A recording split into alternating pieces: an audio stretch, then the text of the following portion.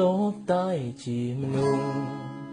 មិនយល់ពីអត្ថន័យស្នេហ៍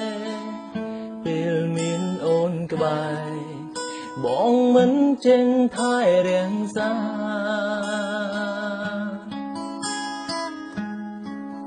ពេលបានបងរួងជីវ៉ា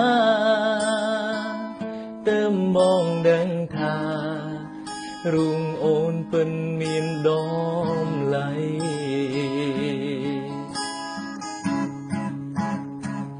មេឃប្រែងងឹងក្នុងចិនកាន់តែគិនច្រើនដំណងភ្លៀងផ្ដើមឲ្យបងកាន់តែនឹងអូនស្ដាប់ទឹកភ្លៀងអងរួនបេងដូងថាបានមើលថែអូន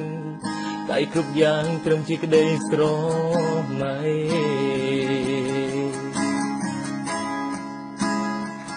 ពេលភ្លៀងបងចាំបានមានស្រងកលយ៉ាងមានអូនក្បែរប្រានប្រាប់បងថោនរងងាណា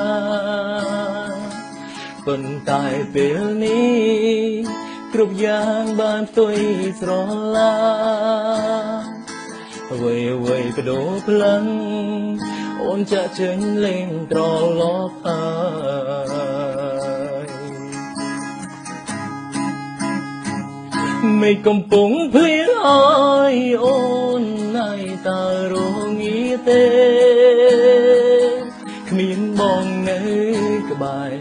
តើមេឃមេរងាទេថ្លៃបងសែនបារ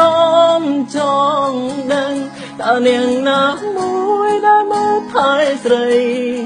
សង្សារចឹងម្នាក់នេះបារម្ភថ្លៃពី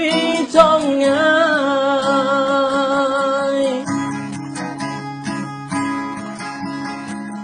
អូនរងាខ្លាំងទេនៅពេលដែលគ្មានបងនៅក្បែរបើអ្នកមើលទីគេនៅពេលដែល